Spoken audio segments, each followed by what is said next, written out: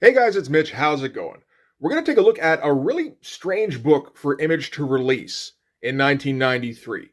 So we're going to go back 30 years to take a look at when Alan Moore, Rick Veitch, and Steve Bissette went back 30 years prior to look at the beginning of the Marvel Age in 1963, number one. So just before we get into it, if you enjoy the channel, if you feel like you might want to help out, go and subscribe on my Patreon. Gives you early access to everything I do, helps out the channel, and helps to buy new comics. So this is a really interesting one. While most of the Image comics have, if you look back now, they're all very obviously not about making great comics, they're about making money for the creators. This one seems to be a little different. Basically, Alan Moore came over to Image, I'm not sure who approached who, about doing a series for them, which was creator-owned, which was sold as kind of the mission statement of the company, right? And with him he brought Rick Veitch and Steve Bissette. And it's interesting to think where those three guys were in the early 90s. They weren't mainstream dudes. Rick Veitch and Steve Bissette have jumped kind of back and forth into mainstream comics with work on stuff like Swamp Thing. Rick Veitch did a lot more in mainstream comics than Steve Bissette seems to have. But in the early 90s, they were focused more on creator-owned content. So Steve Bissette was largely working on Taboo, I believe, and Rick Veitch was starting up Rarebit Fiends, which was his kind of a dream journal. And that was being serialized in the back of Max Immortal, which was his current title with Tundra. These days, Alan Moore, is kind of a retired crank, but is also a guy who is probably considered one of the best writers in comics of all time, right? And in 1993, he was still considered that, but he'd been out of mainstream comics since The Killing Joke. And the reason for that was because DC had essentially just tricked him out of the rights to the Watchmen characters. Originally, the contract Alan Moore signed with DC stated that he would retain ownership of the Watchmen characters after the books went out of print, so after they stopped reprinting them. But they just decided to reprint Watchmen in perpetuity, and that was right around the time trade paperbacks were starting to become a thing. And furious, Alan Moore swore off ever working for DC again. I don't think he ever did. Well, not technically anyway. And went and did some independent work. So we're talking big numbers, small killing, and he started doing From Hell around that time too. So it was a weird time when the guy who had created some of the most recognizable work in comics wasn't really visible unless you went deep in your comic shop. So for him to start working for Image, it speaks well for the guys who were running the place at the time. And I don't think Image was yet the big third contender for market share at that time. This was still in the first year of Image existing as a company, so this might have just been an easier way to do an independent project. This might have been something that Alan Moore had been planning to do at the 30th anniversary of the Marvel Age anyway. Who knows? He did get the rights to all these characters. Well, him and Rick Veitch and Steve Bissette anyway. So what the 1963 series is an homage to 1963 comics. So this one is obviously going to be a pastiche on the Fantastic Four. And this feels like the kind of thing that just kind of hammered home that Alan Moore can write anything you want. Because this is a letter-perfect copy of a 1963 book. The art is reminiscent of, in this case, it would be like a Jack Kirby, essentially, or that kind of feel anyway. The colors aren't Ollie Optics or anything. This is all done with Doc Martin dyes, I'm pretty sure. The lettering by Don Simpson is very evocative of that early 60s feel. And it just has the energy and kind of the exuberance of that era. So we can start with the cover here. This is just kind of fucking great. We get all of our characters. We get some action going on, and everything's extremely clear. And we get the description by the character of the planet saying, "Gall darn it, Crystal Man, our own headquarters is trying to murder us, and it's all your fault." So we get an idea of what's going on in the issue. This is still what I think of as a good cover. I wasn't collecting comics in the 60s or the 70s, because, up until the late 70s, I wasn't born. But I still think this is the kind of thing that should go on the cover of a comic. Alright, so when we open it up, we're going to get an ad for other 1963 titles. So in this case, Image Comics presents 1963, a bedazzling brace of barnstorming bargains from the Bower of Brilliance. Alan Moore just kind of showing off that he can out-alliterate even Stan Lee, I think. And we got No One Escapes the Fury and Tales of the Uncanny, and a subservient sweep of the 63 sombrero to our swinging supervisors, the saints, sages, and savants of Shadowline. So I think that pretty much confirms it was largely Valentino that brought Alan Moore in. Which we probably could have guessed. Valentino definitely seems to be the guy who likes older comics the most. I think a lot of the other guys kind of pay lip service to it. I think Larson would probably be into a lot of Jack Kirby shit. I don't know about guys like Todd or Liefeld. Even Jim Lee and Mark Silvestri, it's like, they can probably see the benefits of that style, but I don't think they would be the kind of into it that Val and Larson would be. So let's get into this. This is Mayhem on Mystery Mile. And if you like your comic books glossy and just high intensity, this isn't going to be the comic for you. Which again, just kind of makes it a little weird that it showed up in Image in 93 of all years. So we open up here. Someone has busted into Mystery Mile, which is the Mystery Incorporated underground fortress. This is going to be written by Affable Al Moore, penciled by Roar and Rick Veitch, inks by Dash and Dave Gibbons. I always forget about that. Lettered by Dandy Don Simpson, and colored by Mary Marvin Kilroy. But for an opening splash, this is pretty great. It's very Kirby-esque, very impressive looking. Love the shadowing, but leaving the question mark of the on the uniform there standing out.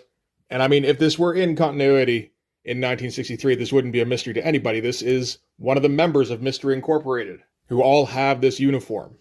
I love all the smashing going on here. Rick Veitch has a high work ethic and just a lot of skill at making comics. His style isn't always for me, but when he's doing a pastiche on Kirby, it really works for me. So all this stuff smashing inward looks great. And someone busting in sets off all of the security measures inside the fortress. So we've got these bars coming in out of the wall first that the assailant tears apart like paper, and then flame jets which don't hurt him. And then he's going to get attacked by one of the other members of Mystery Incorporated, which is Crystal Man. Crystal Man is essentially a Mr. Fantastic stand-in, and he envelops the planet here, but isn't strong enough to hold him back, because naturally, Planet's power is super strength, super durability, all that kind of stuff. And he just busts him off him. And all of this is done in like that 6-panel grid on newsprint, by the way, which I really appreciate. This is right around the time when all comics are moving to that glossy, high finish kind of stuff, which I've never really liked. Like for graphic novels, yeah, sure, because that's a collection that you need that to stand up over the course of years, you know. But for one-off issues that are just theoretically going to get traded back and forth by 10-year-olds, no, you don't want that high-gloss shit. We're not putting on airs here, which isn't to say that comics can't be high art, but we're not ignoring the pulp tradition, and I feel like the paper's an important part of that. And the 1963 series is a celebration of that, and kind of a predecessor for Supreme and then Tom Strong, really. So, Planet keeps going further into Mystery Mile, where he's stopped again, this time by Kid Dynamo, who's the Human Torch stand-in. And this has been pointed out in other videos, but it is really worth talking about. Using all this flat color really makes it easy for characters to stand out when you got one character here who's all this light blue standing against this extremely bright yellow. Anyway, the Planet tears the wall apart and is able to find a water main, which he uses to short out Kid Dynamo. So he's almost at his objective, which is the nerve center of Mystery Mile, when all of a sudden there's one more obstacle, and that is Neon Queen, which is the 4th member of Mystery Incorporated. And of course is similar to the Invisible Woman. Or I guess as she'd been known in 63, the Invisible Girl. And she's the best suited to take out Planet for a guy who's all about physicality. She basically envelops him in a cloud, takes away his oxygen, and flashes strobe lights at him until he just about collapses. Kid Dynamo gets him in the electric circle, because that's how electricity works. And he gives up, and he takes off his helmet. That's what he looks like when he's in Planet form. And he quickly transforms back, which is something, of course, that, because he's the Thing counterpart, Thing can't usually do. I think sometimes he can, but not usually. And this has all been a test of the security systems for Mystery Mile. So this is the end of page 5. We've introduced all of our characters. They've all gotten to show off their powers and a little bit of their personality. We've introduced their headquarters and the kind of defenses it has. And we've got a nice little action sequence to start things off with. This is an ideal way to start off an action comic. So now we're going to go wandering through parts of Mystery Mile. And we get, every once in a while, little A-sides from Affable Al, giving us an idea of where in the continuity we are. I think this is about as late as it gets. So here, Crystal Man's talking about he's been wanting to install tougher anti-intruder devices for a while, ever since Amazonia broke into Mystery Mile so easily, way back in Mystery Incorporated number 23. So we're probably somewhere in the 30s, really. And you just have to buy in that you're being dropped in mid-continuity. This isn't meant to introduce a new property that we can profit off of for years to come. This is a random issue pulled at random and read and just happens to be like a good single-use adventure. So wandering through Mystery Mile, Neon Queen starts reminiscing about the rocket that started everything, about how there was a mystery asteroid that came close to Earth, and they were sent to investigate. An astronaut, a physicist, and 2 whiz-kid college students. That certainly sounds like the kind of people they would send up to study a mystery asteroid. And as they investigated, they found this weird kind of Lovecraftian set of statues. And when they stood on the decorated tiles, the place lit up, and all of a sudden, they were Mystery Incorporated. And since then, nothing has been the same. And of course, that's important for this issue, to just get a little origin story in there, because we don't know anything about these characters. But I mean, it's not exactly unlikely that this would show up in a random issue in continuity either at this time, because they were always flashing back to their old origins or past events, because there was always somebody new picking one up who didn't know what the fuck the history was. So there isn't an immediate threat, so the next step is to go off and read fan mail, because this is a bit of a fourth wall breaking comic. So in the fan mail, everybody loves the planet, they love Kid Dynamo, they're okay with Crystal Man, nobody likes Neon Queen, they think she should get off the team. And I wouldn't be surprised if that was kind of a prevailing opinion back in the 60s either. What do we need a girl on the team for? You can't play as the girl. So getting in a huff, Jeannie leaves wondering if, maybe she should change how she acts. Maybe she should flirt more, like that infra girl. And while she's walking through Mystery Mile, she happens upon this stranger who shouldn't be there. And he's backing away from the mystery machine, coughing horribly. Well, almost coughing. It's these weird sounds he's making, which is a backwards cough. And as he walks into Jeannie's cloud, he starts to feel better. He stops coughing and stops being all hunched over, and he's walking normally now. And in fact, he's walking backwards as if he was walking forwards with that kind of confidence. And as she watches, his movements actually speed up until he vanishes. So Jeannie has to fetch the other guys so that they can discuss this new mystery. All right, so they all get together here. Crystal Man, in his crystal form, is going to access Mystery Mile's computer. And he does this by doing like the RoboCop Spike USB thing, only he has to turn his hand into an actual key. And then once he inserts the key into the machine, then he has full access to Mystery Mile's computer, and he can process it with crystal clarity as he's in his crystal form.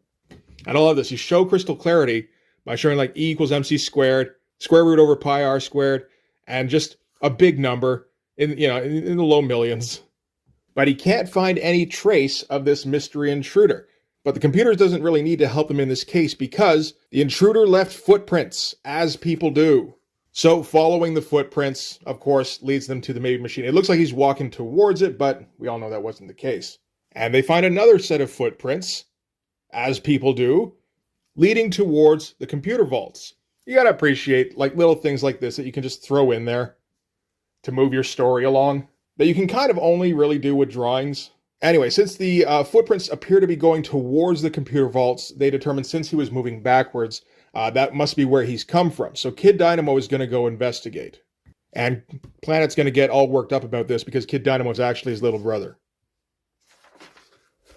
So while Kid Dynamo goes and investigates, they're going to inspect other parts of Mystery Mile to make sure nothing's been tampered with. So first they're going to check out Crystal Man's zoo, which has creatures like this frost beast, but nothing seems wrong there. They go to the mystery train, which takes them to other cities. So I imagine whenever they have an adventure in, wherever, got to get over to St. Louis. Luckily, this track goes there too. And then as they walk further through Mystery Mile, the defenses start going up again. These are different defenses. This is a glass case that starts going around Neon Queen, which works specifically against her. And this is just a pile of content. Really, this whole book really has a ridiculous amount of stuff to read in it for just being a regular number of pages. So we got the Shameless 63 shopping list, which lists all of the 1963 books that are going to come out. We talk about when awesome Andy Warhol and swinging Salvador Dali stopped by the 63 sweatshop. There's also credit here for cheerful Chester Brown, who helped out with the inking on the Hypernaut sequence that I believe is in Tales of the Uncanny. And all sorts of interesting shout-outs and stuff. Yeah, and they go into detail about Chester Brown in this, which is, again, strange, but, Alan Moore and Rick Veitch and Steve Bissette have been working in the indies for a while. Chester Brown puts out some very weird and interesting stuff, and they end here by saying, Did you know that Chunky Chester is still single? Read his crazy, candid cartoon confessions in Yummy Fur and find out why. We also get the news that the 1963 storyline is leading to a conclusion in the 1963 annual, where all the plot lines will come together in a satisfying climax. And of course, that never got released. But we can talk more about that afterwards. So with Jeannie getting trapped in the glass box, all the air starts getting sucked out, which also sucks her gaseous form out. Planet smashes that, though. And then a laser lantern pops up, which is, just the next threat. So Crystal Man has to step in front of that and refract the lasers so that it just turns into harmless light. And then Planet can punch through him to destroy the lantern. And all this is done in that 6-panel grid. And it's pretty impressive stuff. We don't even have a villain yet, really. I mean, other than the invader, whoever that was, right? Quick cut above ground as the ground starts shaking because of all the action going on underneath, which alerts the Fury here, who is currently escorting Cargo X to Laser. And that will be expanded upon in the next issue of 1963. So they're making their way to the next access point. Crystal Man helps them get over a spike pit. Then Jeannie starts getting sucked into some vents, essentially. She has to power down. Planet holds onto her, and Crystal Man breaks himself up into tiny replicants of himself to block the intakes. And then they have to deal with the last boss, which is this auto guard. It's a new thing that Crystal Man's installed, and it's just a big, strong robot. So naturally, the guy who has to deal with that is the Planet, who says his catchphrase, heads up, there's a planet coming. Which feels like it should have been a pun instead, but I don't know, it's just a weird thing to say. Like, at least it's clobbering time makes some sense. So Crystal Man and Neon Queen are stuck to the sidelines. They can't help with the fighting aspect, and eventually Biff here, the Planet, is going to lose to the robot. So what they have to do instead is Neon Queen turns up the brightness on her gases as high as she can go, which blinds the robot. Crystal Man climbs on its back and sinks all of the crystalline tendrils into the circuitry. And now he's walking around, and he's basically the robot. I always liked the way this looked. I thought that was really cool. I don't think I found a way to ever replicate it, as I usually would back in the day. And by taking control of the robot, Crystal Man is able to shut down all of the defenses, but maybe more importantly, he's also solved the riddle of the reversible Raider. It's fun seeing how simplistic these colors are. Like, it's not, visually impressive in some ways, other than, when you start to take into account the amount of work that goes into this. And it is still aesthetically pleasing. It's just not, it doesn't have that knock you out of your chair kind of thing that they're going for a lot of the time. This just kind of makes it easy to read the story. Anyway, we finally get back to Kid Dynamo, who, remember, was on his way to the computer vaults to see if he could find anything else out about the dude who was walking in reverse. Only it turns out the dude is still there, or came back to it or something. So Kid Dynamo has to leap into action, flying around him and electroshocking him through this insulated suit, as he says. That's a cool shot. It's pretty dynamic. And the Invader, who's an archer character, has trick arrows, including an explosive arrow, which he shoots at Kid Dynamo, which Kid Dynamo first thinks is pretty dumb, because in this form, he's electricity.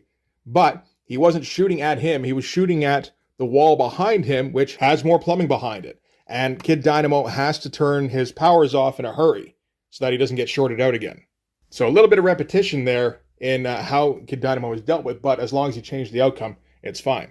So now the Intruder is just going to tackle him to the ground now that he's a regular 16-year-old kid. Except this 16-year-old kid fights back because there's also a gymnasium inside Mystery Mile. And maybe that's enough for some foes, but this guy knows what he's doing when it comes to a fight.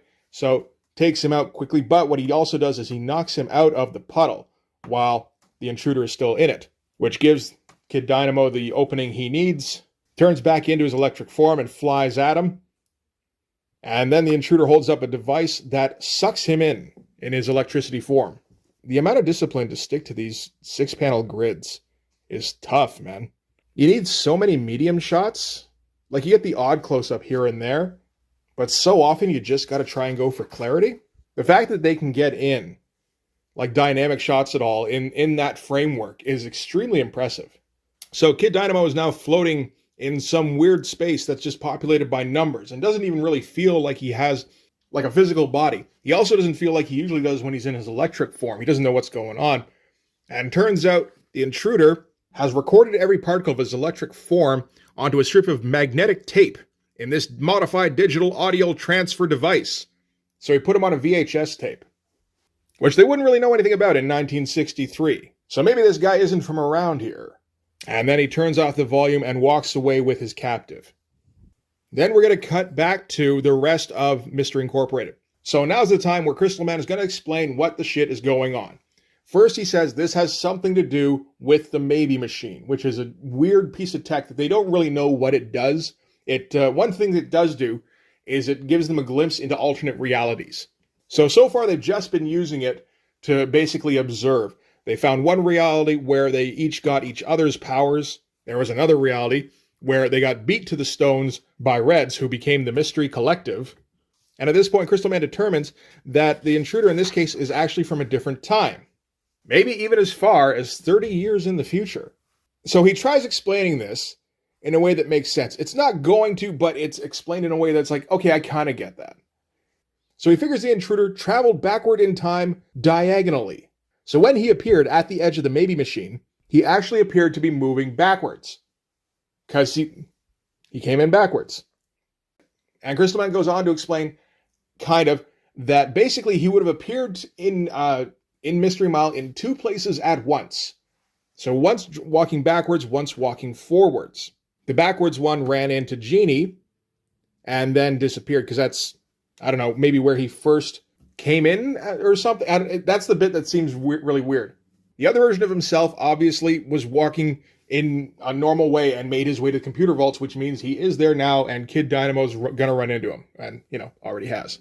And by the time they get down there, the intruder's long gone. He just left behind his bow and one of his trick arrows. And the planet is fuming and says nobody kidnaps the planet's brother. And Crystal Man says there's only one place to look, the place that the footprints were leading in and out of, which is the Maybe Machine. So they're all going to hold hands and walk into the Maybe Machine, which gets an ending splash, which again is pretty great. And you get one of those gigantic photo collage things that Kirby would do every once in a while, like in the later part of his Marvel career. It's pretty crazy shit. So, okay, that is it for this adventure. So be here in 30 days when the ferocious fury faces the void and a truly terrifying new super foe in When Wakes the War Beast. I always like that title. So from there we get the mystery mailbag with some fabricated letters. Like, this is the amount of writing that Alan Moore put into this. Although it's not exactly like he came up with different personalities, or very complicated ones anyway.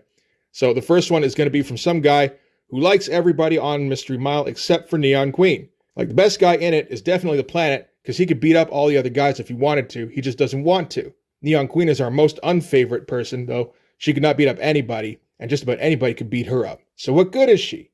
She should leave the group, and then the Endman could join. You could have a story where he tries to beat up the Planet, but the Planet beats him up instead. I'm sure the odd letter like that did arrive. And yeah, like, just wrote a bunch of letters, and then responded to them. And here we're going to talk about what's coming up in the next issue with the Fury. And also, if you want to follow Rick Veitch and what he's doing, go pick up an issue of The Max Immortal by Tundra. So just shouting everybody out.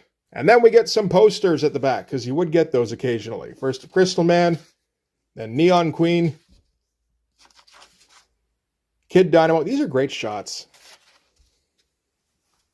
Not wasting the fact that you get a full page splash, putting in some extra detail on the backgrounds and everything. It's not super refined or anything. Like, it's not like Art Adams levels. But there's always more here than there needs to be. Like, just like the amount of like sunburst stuff coming off of him here. All this stuff in the background. Didn't have to go that hard. And the Planet to end on. Again, great shot. And they're not about, they're not fighting posters. These are just like, here's your friendly superhero character. Except for Planet, because he gets grumpy. Then we get an ad for Moondogs, which is some kind of comics chain. But they're going to dress it up like a 60s thing, where it's like, in the future, there will be stores that sell nothing but comic books. It's like, really? Not even toys? Well, And then maybe one of the most memorable parts of this book, which is the fake ads. Each of the books has one of these, like, full-page, completely produced, one-off gags. So this one is Shamed by you English? Where you can speak soon and write like a graduate college if me let you help for a day of 15 minutes. So yes, you too can be taught how to speak English by Dan Bolio from the University of Verbatim, Director of Language Institute Method, Authority on Adult Educating. And that's going to do it for 1963 number 1, which does a great job of being a standalone issue as well as setting up the storyline that's going to run through these 6 issues and then never be finished, because it was all supposed to lead towards the 1963 annual. Everybody was going to come together, and that annual never came out. I didn't even know that was supposed to exist until I saw it on Cartoonist Kayfabe. Part of it appears to have been a schedule thing. Apparently, the artists were having to really crack down to get these books out on time, or even ahead of schedule, really. But apparently there is an outline for the annual that Jim Valentino has that he's never going to show to anybody. Probably because Alan Moore doesn't want him to. So we will unfortunately never know how the story ends, but thankfully each issue is entertaining enough on its own. So I guess we'll do the Fury one at some point. It's not one I've actually looked at a bunch, really. This is the only issue I had back in the day, and I read this one a few times. I always wonder about past me's tastes, you know? It's like you knew Brigade was bad, and yet you kept buying copies. Why is that? Anyway, we don't need to get into that. We can end it for this issue. So thanks very much for watching. If you like this video, please hit like, hit subscribe, hit the notifications so you know when the next one's coming out. Go over and subscribe on my Patreon. It gives you early access to everything I do, from the Blood Force stuff to the YouTube videos before they get uploaded to YouTube, as well as some Patreon exclusive content. You can also follow me on Instagram and DM me there for commissions, and you can join the Blood Force Discord server. But yeah, that's going to do it. Thanks again for watching. I'll see you guys in the next one. Bye-bye.